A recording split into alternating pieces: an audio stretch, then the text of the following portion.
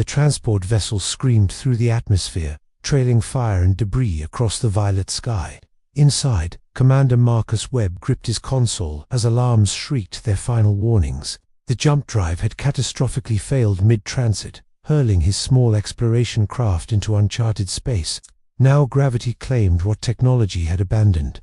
The ship carved a burning scar across alien soil before embedding itself in a crystalline forest, where trees like frozen lightning reached toward 3 pale moons. Webb crawled from the wreckage, his suit torn, blood mixing with coolant fluid on his face. The world spun. His emergency beacon was dead, crushed beneath twisted metal. He had no food, limited water, and his medical kit lay somewhere in the smoking ruins behind him. As darkness fell and strange sounds echoed through the crystalline formations, he realized a terrible truth. No one knew he was here, and no one was coming. The villagers found him 3 days later, collapsed beside a stream. They were slight beings, their skin shifting with bioluminescent patterns that conveyed emotion in ways words never could. Their settlement was humble structures grown from living coral-like material, glowing softly in the perpetual twilight. The elders argued in their musical language, their patterns flashing red with fear. Humans were stories told to frighten children, tales of the warlike species that had crossed swords with the Krauth Dominion centuries ago. To harbor one could bring death to them all. But Keeper Sala, her patterns showing the golden hues of compassion, overruled them. "He is dying," she said simply. "We are not the Dominion. We do not let others die when we can prevent it." They carried Webb to the healing house, where their bioorganic medicine knitted his wounds and fought his infections. When fever took him, they stayed through the night, their patterns dimmed with worry, applying cooling salves and singing songs of health in harmonies that seemed to resonate with cellular memory itself. Webb recovered slowly, each day marked by growing wonder. He learned their language, his neural implants struggling to categorize the complex interplay of sound and light. He learned their names: Sala, who had saved him; Elder Trace, whose suspicion gradually softened; and most importantly, young Ven, barely into adolescence, whose curiosity burned brighter than fear. The boy followed Webb everywhere, patterns dancing with endless questions about Earth, about stars, about the great ships that crossed the void. In return for their kindness, Webb worked. His hands, trained in engineering, found purpose. He repaired their irrigation systems with improvised parts salvaged from his wreck. He showed them how to purify water more efficiently, how to store energy from their bioluminescent crops. At night, gathered around their communal fire, he told stories. He spoke of Earth's oceans, of mountains that touched the sky, of cities where billions lived in towers of glass and steel. He told them of humanity's long road from savagery to the stars, of mistakes made and lessons learned. "We're not perfect," he admitted one evening, as Ven's patterns glowed with rapt attention. "We've done terrible things, but we try to be better. We believe that those who help us deserve help in return. It's called reciprocity. It's sacred to us." Ven absorbed every word, every concept. The young alien began to dream of stars, of worlds beyond the oppressive shadow of the Dominion overseers who demanded tribute and obedience. For 6 months, Webb lived among them, and in that time, the villagers ceased to see him as human or alien. He was simply Webb, their friend, their teacher, the strange one who laughed too loudly and could not biolumines but whose spirit shone nonetheless. Then the Dominion came. The patrol ship descended with deliberate menace, its dark hull drinking in the light. The overseers emerged in their battle armor, towering and terrible. Someone had reported the overseer captain, its voice amplified to shake the ground, demanded Webb be surrendered. When Sala refused, standing small but unbroken before the armored giant, the captain struck her down. The other villagers rushed to her defense, and the beating that followed was methodical, educational. "This is what happens to those who defy us," the violence said. "This is what you are, nothing." Webb tried to surrender, to end their suffering, but Trace grabbed him with surprising strength. "Run," the elder commanded, patterns blazing crimson with urgency. "They will kill you, and then kill us for having hidden you. At least let our sacrifice mean something. Run, and if your people are what you say they are, come back. Come back and show us we were right to believe." So Webb ran. He fled into the crystalline forest, while the village burned behind him, while his friends screamed. He reached the wreckage of his ship, and working through the night with hands that shook with rage and grief, managed to cannibalize the emergency systems into something that might, barely, achieve orbit. Before he left, he took his personal beacon, the one that carried his identification codes, his entire service record, his very identity in Terran systems, and he modified it. He returned to the village under cover of darkness, where buildings still smoldered and the wounded still wept. He found Ven hiding in the ruins of the healing house. The boy's patterns were dim, traumatized. Webb pressed the beacon into his small hands. "Keep this," he said urgently.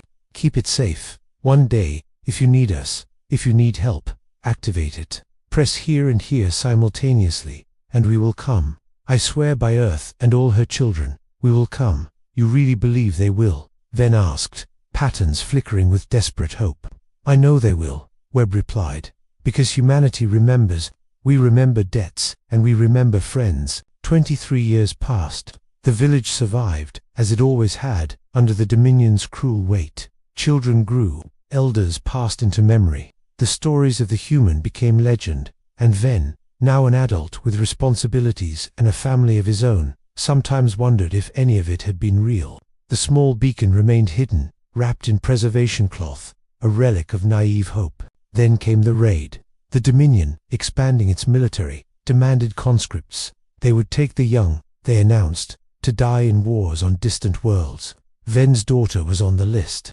As overseers began forcing children onto transport ships, Ven made a decision born of desperation and ancient faith.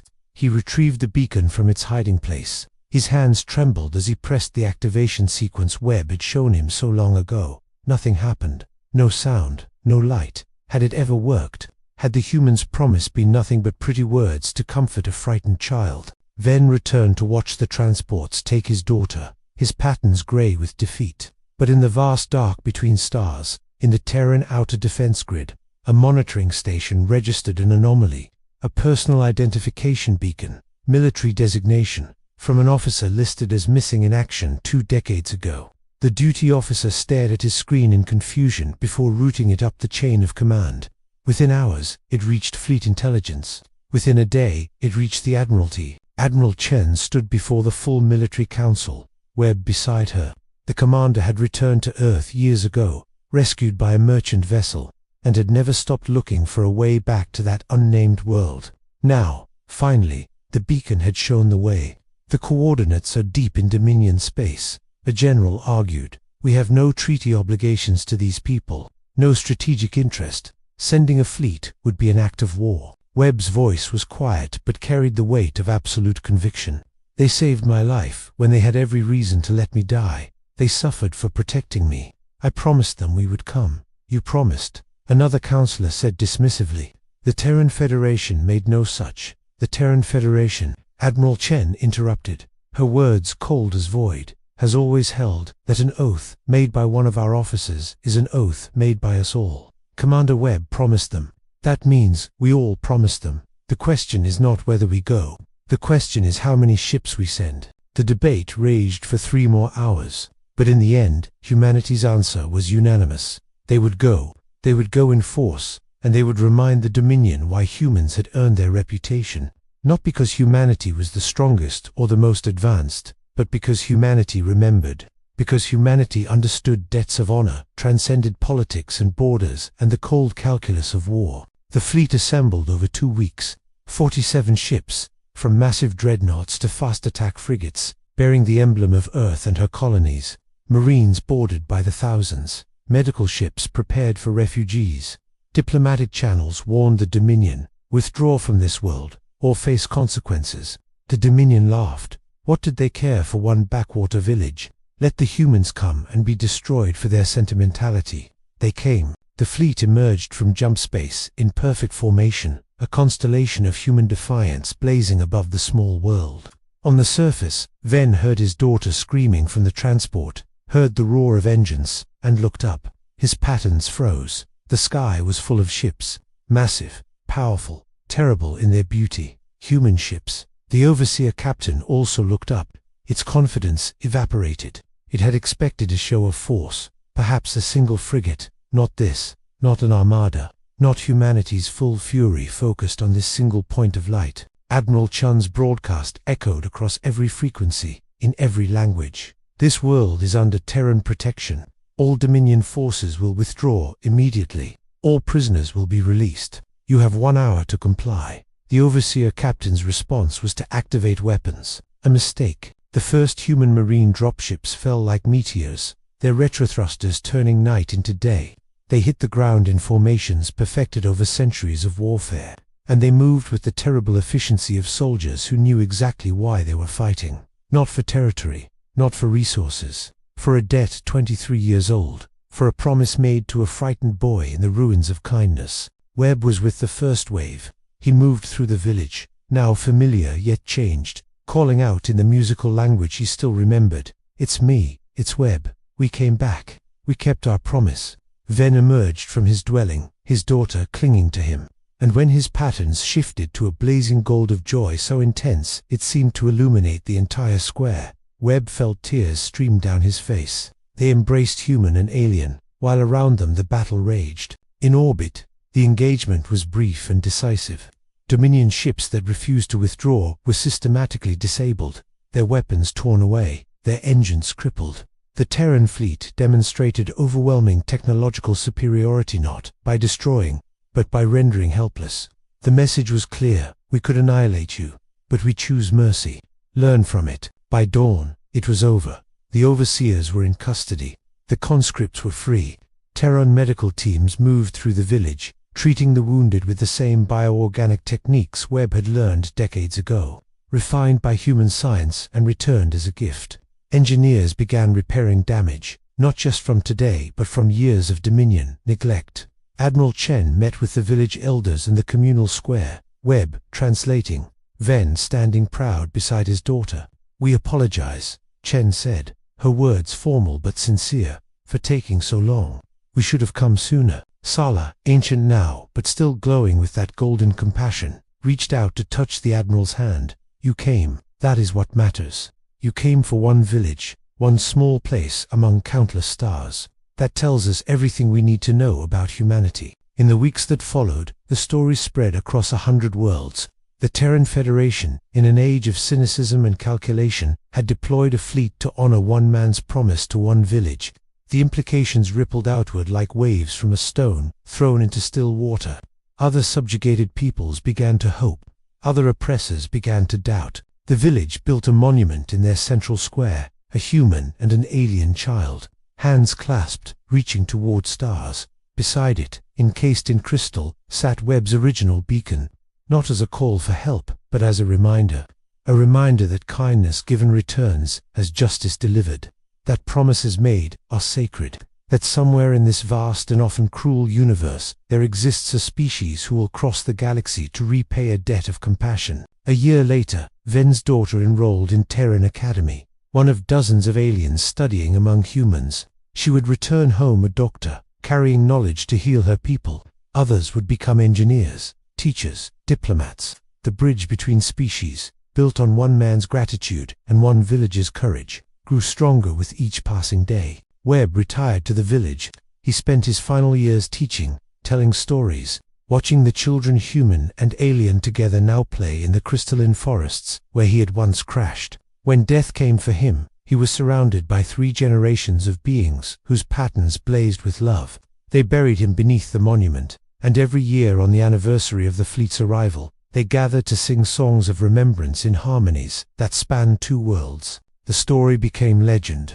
In Terran military academies, they teach the covenant of Webb, that honor is not conditional, that promises transcend convenience, that the measure of a civilization is found not in its weapons but in its willingness to use them in defense of those who showed mercy. The universe took notice. Humanity, that strange species with their emotional attachments and irrational loyalties, became known not just as warriors but as keepers of oaths. Other species learned that to help a human in need was to gain an ally who would move stars in return. Years later, a young Marine shipping out to the frontier wore a small patch on her uniform, a human and alien child reaching toward stars. When asked about it, she smiled. "My grandmother was there," she said. "She helped liberate that village. She told me the story 100 times. Told me that we went because one man made a promise, and when a human makes a promise, the entire species backs it up.